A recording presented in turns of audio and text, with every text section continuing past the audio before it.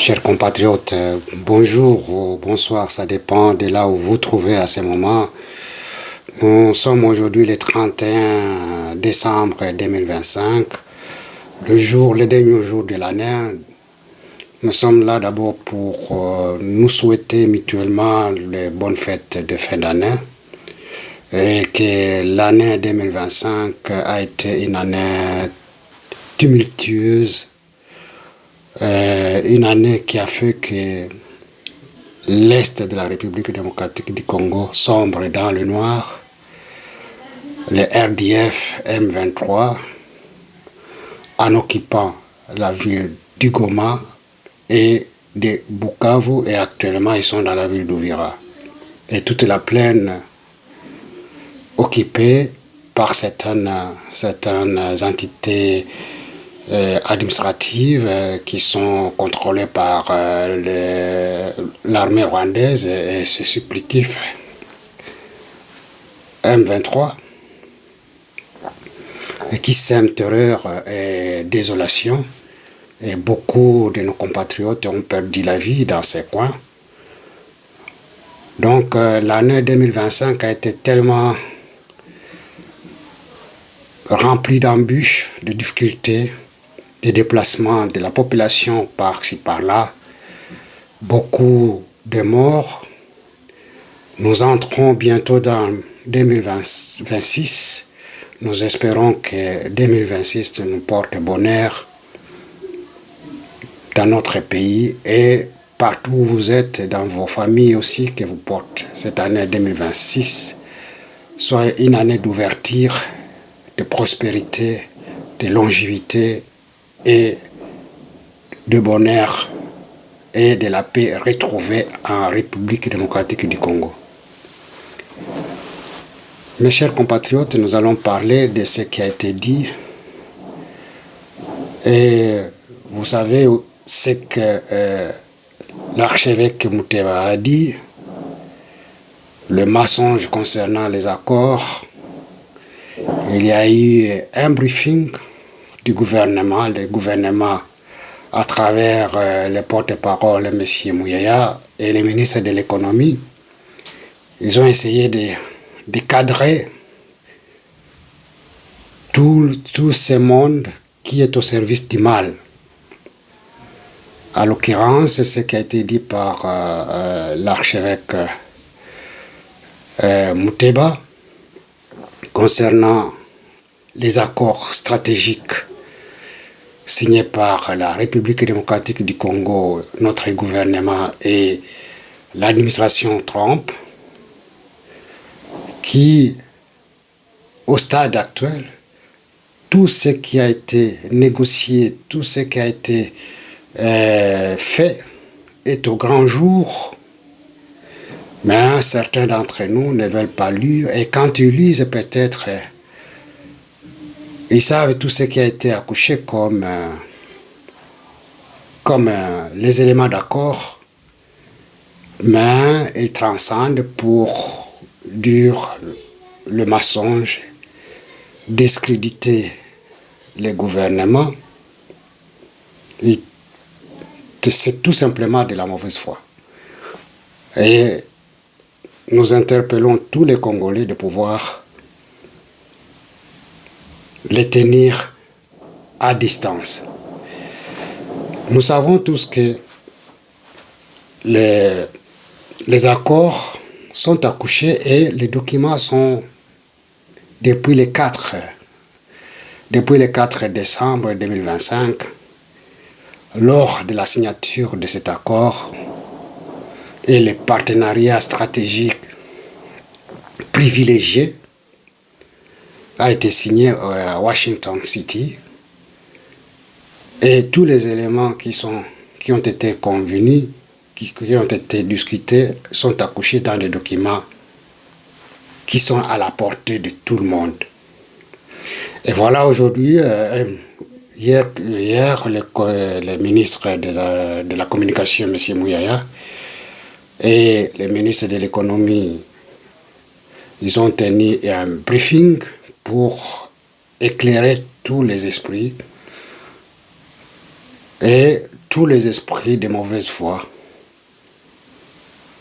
de comprendre les enjeux et tout ce qui a été accouché, noir c'est blanc, ce qui renferme, et qu'est-ce qu'on attend, le peuple congolais peut attendre de ces accords. Nous savons que dans cet accord, il y a le comité directeur de suivi de l'accord, dont il est composé de 5 membres des États-Unis et 5 membres du gouvernement congolais. Le partenariat stratégique qui a été signé par les États-Unis s'ajoute les partenariats stratégiques privilégiés. La République démocratique du Congo, il est parmi les 5 pays d'Afrique qui ont signé avec les États-Unis les partenariats stratégiques. Mais il n'y a pas, nous sommes presque le seul pays qui a signé les partenariats stratégiques privilégiés. C'est-à-dire, il y a des éléments qui s'ajoutent dans cette partenariat. Donc nous sortons de l'ordinaire. Souvent, les partenariats sont signés dans des accords économiques dans différents pays. Et des fois, les partenariats peuvent aller au-delà dans les domaines de la défense, de la sécurité.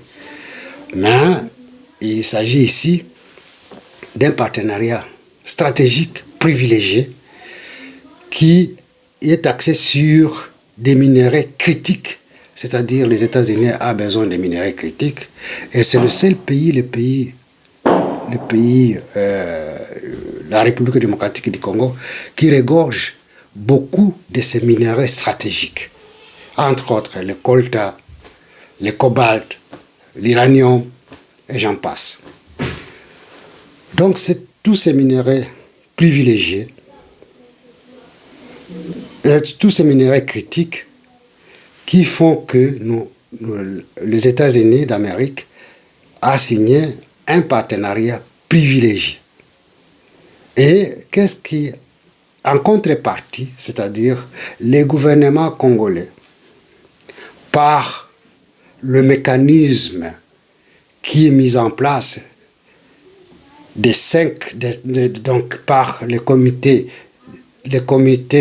directeur conjoint des 2 pays, qui est constitué de 5 membres dans chaque de ces 2 pays, vont se constituer en commission qui pourront statuer au fur et à mesure et de suivre les décisions qui seront prises à travers les différents mécanismes qui seront mis en place par la suite. Et que ces comités qui est constitué par les membres, 5 membres des États-Unis et 5 membres du gouvernement congolais, et ils vont se réunir 2 fois par an pour statuer sur l'évolution de tous les mécanismes qui ont été mis en place. C'est-à-dire tous les éléments, tous les industries, tous les partenaires qui pourront venir investir en République démocratique du Congo seront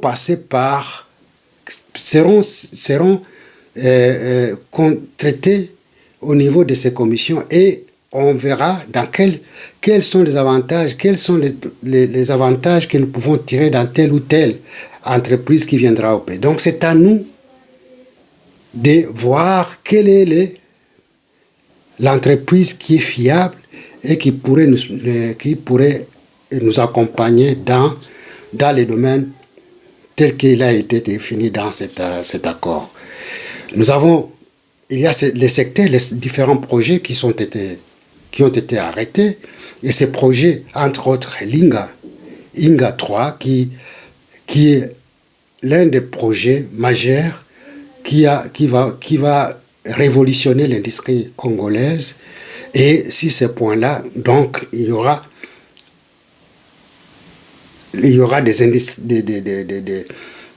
des partenaires, c'est-à-dire des sociétés américaines qui se mettront ensemble pour construire rapidement cette Inga 3 afin d'avoir d'électricité disponible pour relancer les industries et l'économie en République démocratique du Congo. Et il y a certains articles qui stipulent, il y a l'article 6 et 7 qui sont là, qui déterminent qu'il y a les façons dans lesquelles les choses vont être gérées de commun accord. Il n'y a pas quelque part qu'on écrit ou bien qui est écrit que le minerai sera bradé tel que les autres l'interprètent et que toutes les négociations, tout ce qui a été écrit pourrait être renégocié tous les 3 ans. Donc s'il y a amendement, s'il y a quelque chose qui doit s'ajouter ou bien soustraire, donc les comités conjoints, les comités directeurs conjoints des 2 parties pourront statuer et voir qu'est-ce qui est à apporter de nouveau et le faire. Ils ne peuvent pas le faire, donc ils n'ont pas la décision de prendre vis-à-vis de cet accord, mais ils doivent se référer aux personnes de tutelle, c'est-à-dire les gouvernements, les 5 membres qui ont été choisis, ne peuvent se référer qu'au gouvernement et au président de la République afin d'amender tel ou tel article de cet accord. Et cet accord ne peut s'amender que par consensus. Donc les Américains et les Congolais ne peuvent se mettre ensemble pour décider une fois par consensus. Donc il n'y a pas une partie qui est privilégiée pour prendre une décision quelconque sur l'ensemble de cet accord qui a été décidé. Et il y a des projets structurels qui devront être faits, et ces projets structurels ne peuvent être faits une fois que les gouvernements, les comités directeurs se mettent ensemble, évaluent qu'est-ce qui rapporte, ce qu'ils peuvent se faire dans le pays. Et je crois que tout le monde, vraiment tout le monde a suivi. Donc ils ont, les ministres de l'économie et Mouyaya en particulier, les 2, ils ont donné ils ont éclairé tout ce qui a été décidé dans cet accord. Donc, quand on analyse de très près, quand les autres disent qu'il y aura bradage, mais actuellement, il a même le ministre de l'économie, il a dit que actuellement il y a l'exportation mondiale des coltas. Il y a un pays qui s'annonce, qui a fait l'exportation de ces minerais de colta qui est venu du Congo jusqu'à plus de 200%. Donc, ce pays a exporté le colta à l'extérieur et pourtant ils n'en produisent pas de plus de 222%. Où est-ce qu'il en a trouvé? Ce sont des minerais qui ont été exploités illégalement à Rubaya pour le Rwanda, et le Rwanda en a vendu à l'extérieur des minerais qui n'en a pas. C'est là où il y a pillage, c'est là où il y a bradage, c'est ce que nous pouvons dire, bradage. Mais ce qui est actuellement défini dans ces textes, qui détermine les mécanismes dans lesquels les choses vont se passer, et il y a des personnes de mauvaise foi qui sont là pour dire autrement. Donc, nous demandons à tous les compatriotes de ne pas suivre tout ce qui est des malentendus de certains qui veulent tirer la couverture de leur côté en donnant une image qui n'est pas celle qui a le gouvernement qui a conduit ces négociations. Et voilà que nous sommes vraiment à une négociation, à un accord qui est un accord de principe et qui engage les 2 pays. C'est-à-dire la République démocratique du Congo aura la possibilité d'être sécurisée,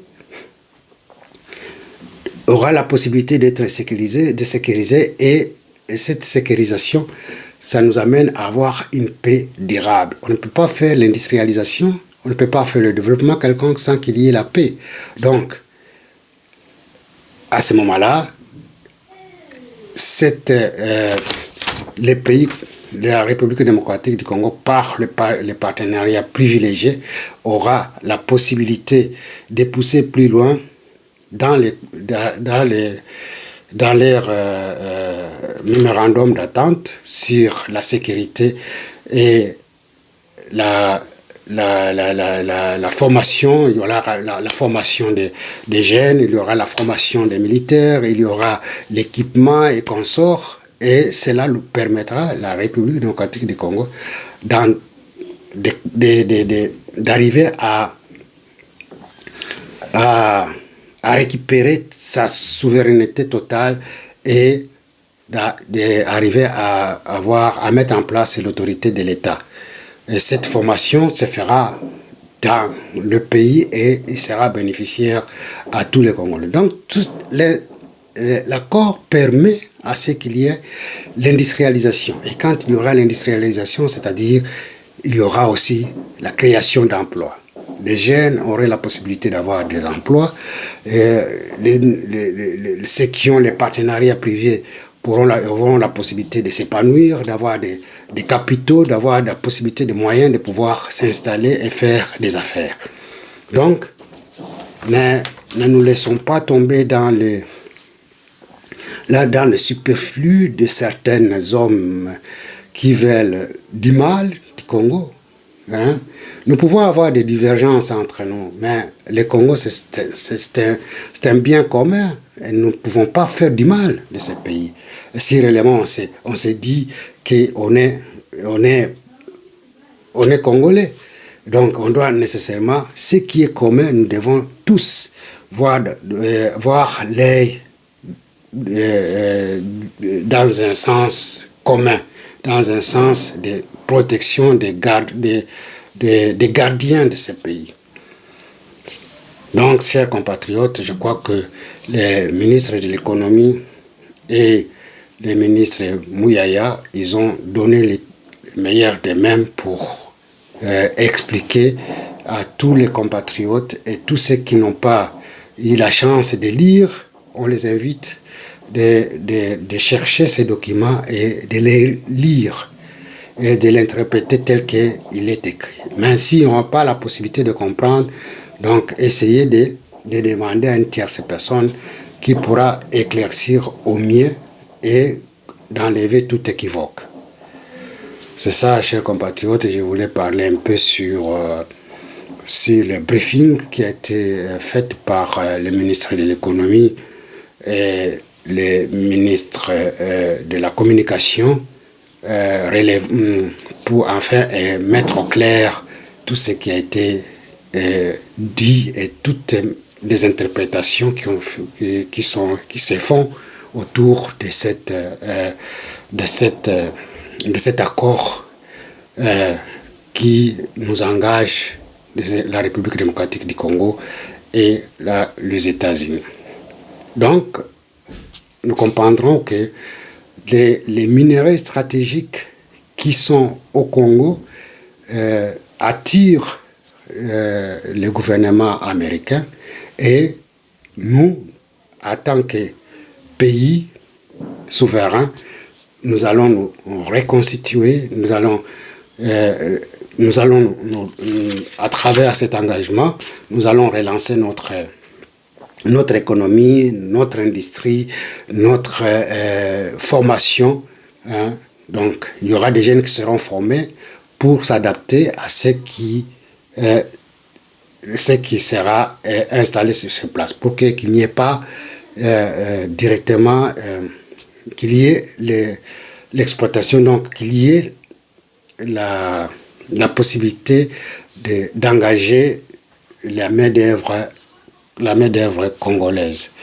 Donc, c'est ça le principe que nous avons. Vous savez que le minerai que nous avons. Et si on demande où est-ce que réellement nous avons le stock de ces minéraux. Mais le stock qui s'est fait, on produit les minéraux comme par exemple le coltan, le cobalt, qui est le Congo qui est le 70% producteur mondial. Mais quand on demande aux pays comme on demande à nous de donner si on a le stock, mais on constate que le stock est ailleurs. Le stock de cobalt est ailleurs. Et pourtant, le grand producteur mondial de cobalt, c'est la République démocratique du Congo, à 70%. Maintenant, il fallait nécessairement mettre en place une structure, donc la loi, ce qui fait que la loi qui a été votée en 2014, je crois, si je ne m'abuse pas, entre la loi sino-congolais au sujet des minéraux, ça sera réadapté, c'est-à-dire réajusté. Et au niveau, on doit l'amender pour se conformer maintenant à cet accord qui vient d'être signé entre les États-Unis et la République démocratique du Congo. Donc, bandeko, boyokate bilobela ya bato bazoloba makambo ebele oyo ezanga ntina kolanda bango te. Kolanda bango te, donc il faut biso tout tomitia sima gouvernement totala ndenge nini gouvernement azosala pour elongo tosala unité, tosala oyo nyonso esengeli mpona mboka na biso. Yango wana nazalaki nango mpona yebisa bino tosolola biso elongo na ndenge esengeli epuis tosalela mboka na biso nyonso.